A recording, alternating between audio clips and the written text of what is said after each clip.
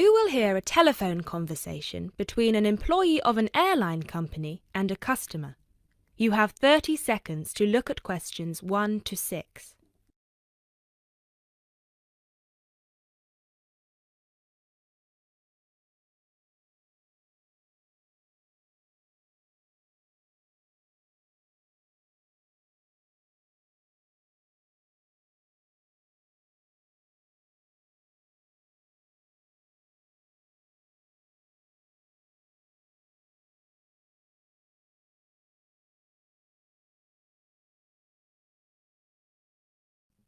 GB Airlines, this is Kyle speaking. How can I help? Hi, my name is Matt Walsh. I'm calling on behalf of Mr. John Sparrow to claim expenses for a delay in his flight last week. Good morning, Mr. Walsh. Thank you for calling. Could you please tell me the flight number and the date of departure? The date of departure was the 24th of January, 2016. I'm afraid I don't have the flight number in front of me at the moment. Okay, that's all right. One moment. Could you tell me where was Mr. Sparrow departing from? He was departing from Athens. Is that Athens, Greece or Athens, Georgia? Athens, Greece. Right. And what was the destination? It was Heathrow, London. Right. We've got 2 flights from Athens to London, Heathrow, on the 24th of January 2016. Was it the 3:25 p.m. flight or the 9:45 p.m.? It was the later one, 9:45. Okay, so the flight number is GB1011. Right, okay. Okay, yes. I can see that Mr. Sparrow's flight was cancelled and he was booked on the next flight on the 25th of January at 3:25 p.m. Is that correct? Yes, that is correct. According to our system, one of my colleagues spoke with Mr. Sparrow on the phone on the 24th to inform him of the cancellation and offered to book a hotel for him for the night, but Mr. Sparrow preferred to book one himself. Yes, because he didn't want to stay near the airport, as the next flight was in the afternoon. Yes, of course. Could you tell me which hotel he stayed at? Yes, he stayed at the Hypnos Hotel. Oh, could you spell that for me? Of course. That's Hypnos. Right. Thank you for that. And could you please tell me how much the total cost was for the night? Sure. It was 73 euros. Right. Do you have a copy of the receipt for that? Yes, of course. Would you like me to send it to you? Yes, please. Can I email a picture of it to you? Absolutely. The email address is refunds@gbairlines.co.uk. Great, thank you. No problem. Were there any other expenses you wish to claim? Actually, yes. There was also the taxi ride to the airport and the taxi ride back the next day. Right. And what was the total cost? The first taxi ride was 53 euros and the second one was 42, so 63, 73, 83. Yeah, so the total was 95 euros. I'll send you the receipt for those as well. Thank you. Are there any other expenses? No, I think that's it.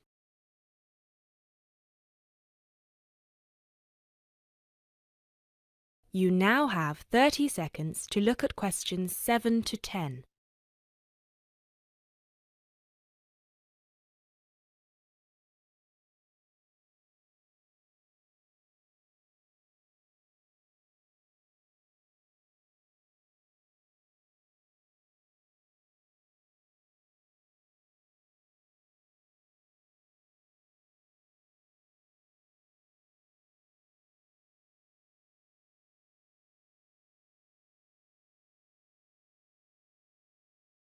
Excellent. So if you could please send us the receipts for the hotel and the taxi rides, and after we receive them, it should take about 48 hours for the funds to reach Mr. Sparrow's account. Perfect. Thank you so much. My pleasure. Is there anything else I can help you with? Actually, yes, there's one more thing. Mr. Sparrow complained about the meal during the flight. He said that it was a bit bland. Right. So he asked me if it was possible to switch to a different meal option for his upcoming flight to Kiev next week. Right, of course. Just give me a minute, please. Right, I see that Mr. Sparrow had the light meal option for his flight to London, and you would like to change that. What would you like to change it to? What are the other options? We've got 12 different meal options. Would you like me to list all of them for you? Well, Mr. Sparrow has told me that he would prefer something without meat. How many of these do not contain meat? We've got 3 meal options without meat. We've got the vegetarian option, the vegan option, and the Asian vegetarian. What's the difference? There's a variety of different dishes served with each option. For example, next week the vegetarian option will be a small spinach and feta cheese pie, a bread roll, a salad, and tropical fruit. And the vegan option? The vegan option doesn't include any dairy products, and it also doesn't include fowl, eggs, or honey. I'm afraid I don't have the specific menu for this week, but I can email it to you as soon as it becomes available. Oh, could you do that? That would be great. Yes, of course. I can email you a detailed description of all the meal options if you like. Yes, please. No problem. Please do not forget to call us back to change the meal option. You need to do that 48 hours before the departure time for international flights and 24 hours for domestic flights. So 48 hours for this one then? Yes, exactly. Perfect. Oh, no, I'm sorry. Transatlantic flights require 48 hours. All flights within Europe require 24 hours. So in this case, you will need to call us 24 hours in advance.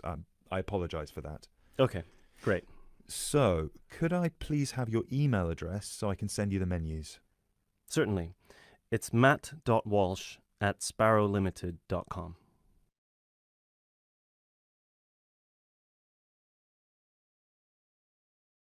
That is the end of part 1. You now have half a minute to check your answers.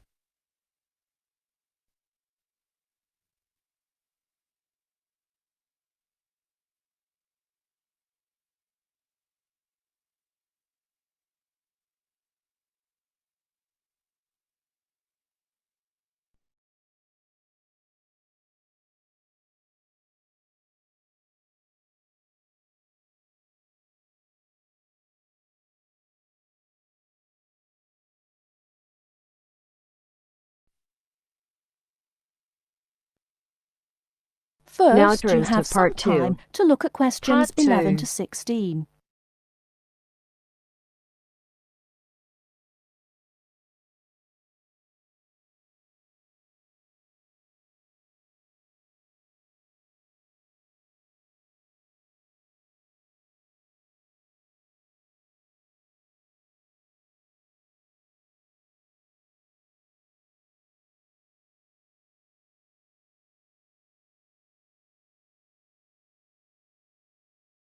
Now, listen carefully and answer questions 11 to 16.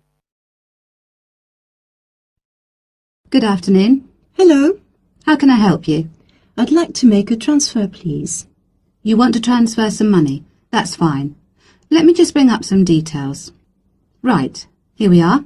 Can you tell me your name, please? It's Alice Deltour. Okay, and your date of birth? 20th of February 1982.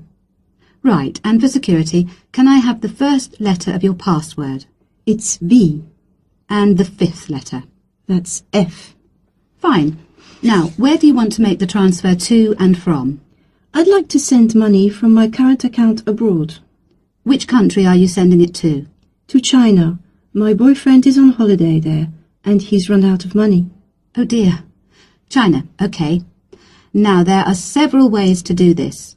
We can do it by credit card, by electronic transfer, by cheque or by banker's draft. I'm not sure. What's the best way? Well, that all depends. The simplest way is by cheque, really.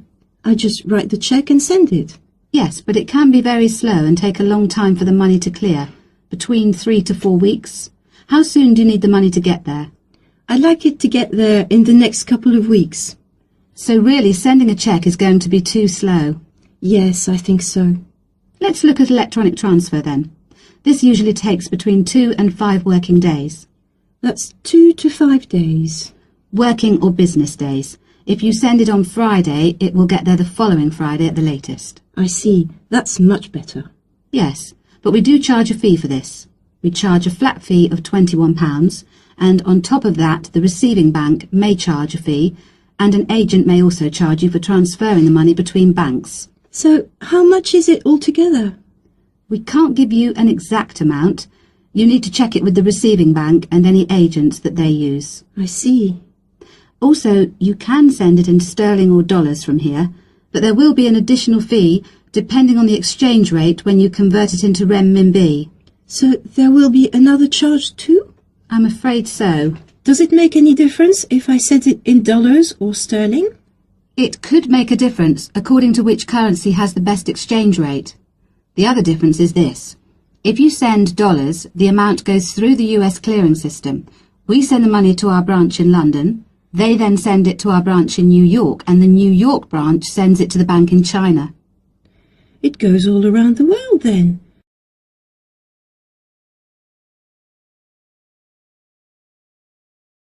Before you hear the rest of the talk, you have some time to look at questions 17 to 20.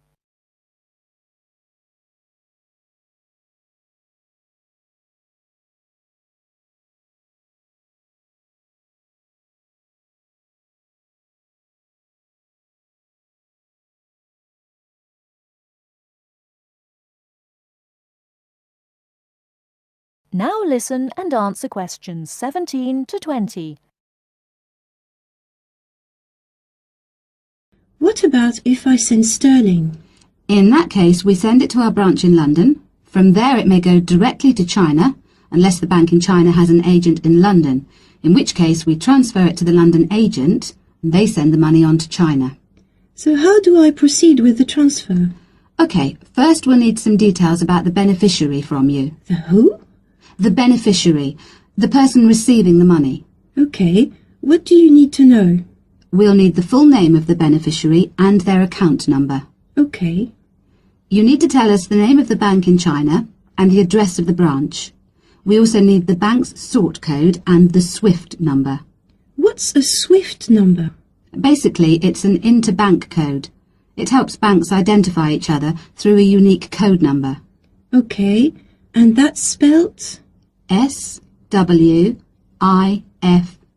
SWIFT. And the final thing we need is the reason for sending the money. You need a reason from me? I just told you my boyfriend's run out of money. Well, we don't need a reason. The receiving government needs to know why the money is entering the country, and we have to be able to tell them. OK, so from me you need the bank's name, the address of the branch, the sort code and SWIFT number, the beneficiary's name and account number, and a reason for sending the payment. Yes, that's correct. OK, so I'll check these out and come back to you with them so we can go ahead with the transfer.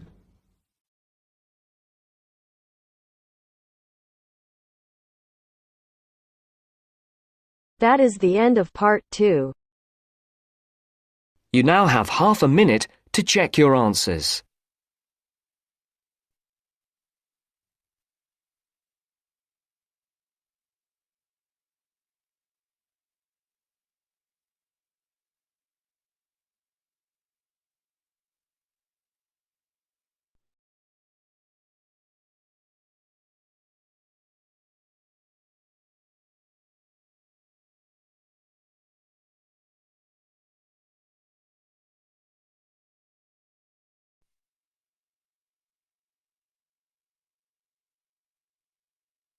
Now turns to part 3.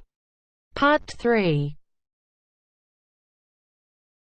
You will hear a conversation between two students who will discuss a project they're working on together. You have 30 seconds to look at questions 21 to 27.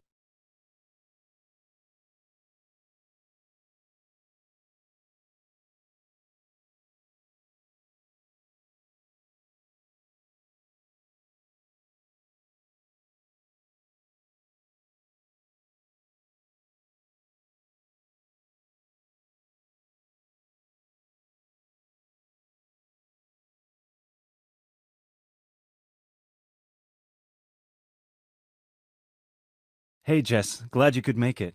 We've got a lot to discuss. Hi, Matt. Yes, sorry I'm a bit late. I did bring all my notes with me. Yes, me too. Where shall we start? Well, I think it would be a good idea to clarify our objectives just one more time. Yes, good idea. Okay, here we are. We need to record, photograph, and identify the plant species in 10 1-square-meter plots. Does it say anything about where these plots should be and how they should be laid out? Ah, here it is. It says that all the plots need to be no more than 10 meters apart. And how do we choose them? Ah, this is the fun part. I remember this. Here we are. Make a 1 meter square frame using bamboo sticks available from the department stores. Yes, we've already done that. I know, I'm just reading the whole section. Okay. One person stands roughly in the middle of the chosen area and throws the frame. The other person uses a tape to mark out the square where the frame landed and returns frame to thrower. The thrower then turns a few degrees on the spot and throws again. The thrower must turn slightly after each throw and vary the force of the throw until after the 10th throw they are pointing in almost the same direction as the first. That sounds a bit complicated. That's only because it's all in writing. It's just a simple throw, turn, throw, turn, throw, turn until we have 10 squares. And I guess you want to do the throwing. Well, if you don't mind. I'm sure you'll be more accurate at marking the squares. Yes, I am sure I am, and I'm sure you've got a stronger throwing arm.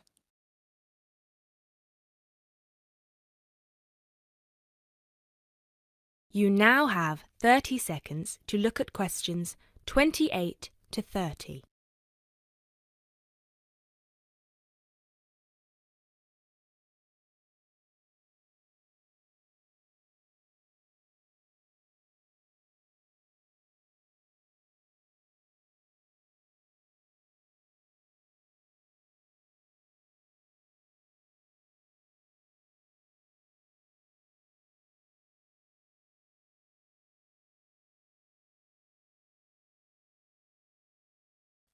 Okay, good. We've got that sorted. Now we need to decide where to go. Yes, I've been thinking about that, and I've brought the map. Ah, well done. I forgot mine. Now, I've identified 3 possible locations, but they've all got some disadvantages. Okay, fire away. Well, the area around this lowland marsh could be interesting. There'll be a lot of interesting water plants here. Looks good, but what's the problem? Mainly that it's already a designated nature reserve, and I think there's already been a lot of research done here. Ah, I see. Well, I'd rather do something that's new and can be useful. I agree. That's why I identified this area further west. See, here, behind the beach. Oh, yes, I see. That area there, where it's flat, but quite high. Exactly. If you look a bit further inland, you'll see that there are hills which will protect that area from strong north winds. I see. Excellent. But what's the problem? Just that it may not be very interesting. We know that the geology there is not conducive to a wide variety of plants. I agree. So what's your last idea? Well, I think this one is a bit of a winner, although I did want to show you the other 2. Look up here on the north coast. Where? See this bay? Well, I know that there's been quite a lot of studies done here, but a bit further to the east, behind this headland. No one has ever looked at that. Well, I certainly couldn't see any studies. That is interesting. And the plant life could be a bit different because of the shelter from the wind the headland provides. Exactly. Brilliant, Jessica. That's a great idea. We'll go there. Thanks. Now all we have to decide is when is a good time. Well,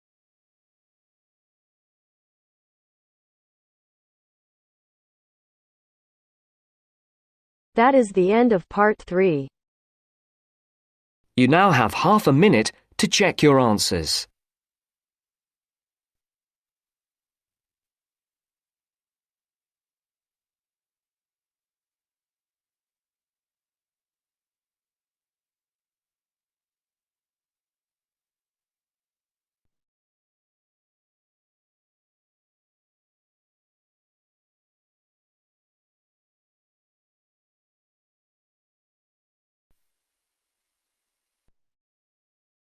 Part 4.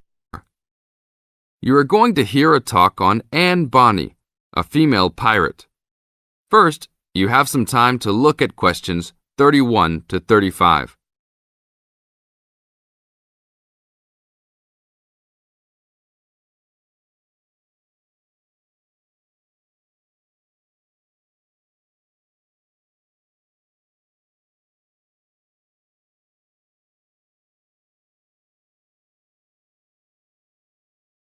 Now listen to the tape and answer the questions. Anne Bonny was one of the two most famous female pirates. She sailed on the crew of Calico Jack Rackham. Anne was romantically involved with Calico Jack, but she could be counted as nonetheless as fearless as any other pirate. She was born in County Cork, daughter of an attorney and his maid. The lawyer left Ireland in disgrace, but found fortune in the Carolinas.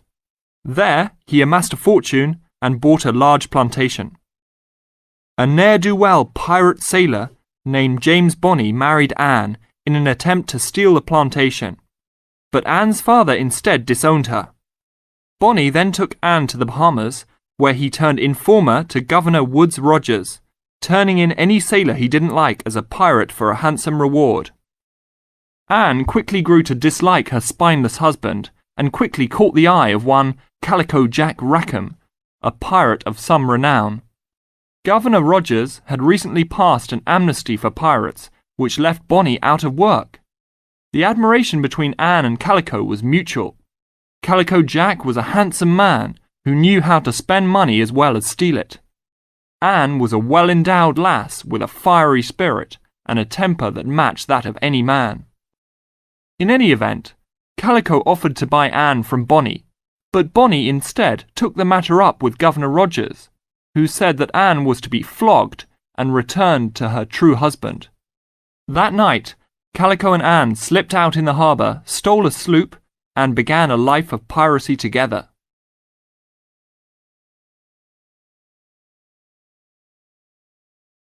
Now look at questions 36 to 40.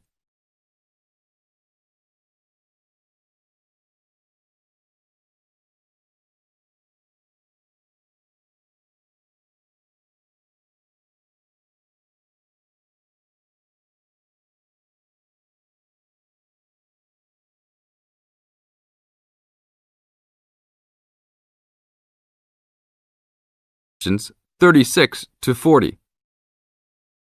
Anne fought in men's clothing, was an expert with pistol and cutlass, and considered as dangerous as any male pirate.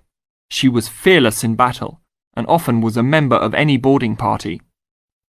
In October of 1720, retribution was close at hand. The governor of Jamaica, hearing of Calico's presence, sent an armed sloop to intervene and capture the captain and crew. Calico's ship, Revenge, was caught by surprise, and much to Anne's dismay, the pirates fought like cowards and were taken far too easily. Anne and Mary Read were also captured, but, upon capture, confessed their sex and pleaded to be tried separately after they gave birth. Both women were pregnant at the time. Both received separate trials from the men, but were still sentenced to hang.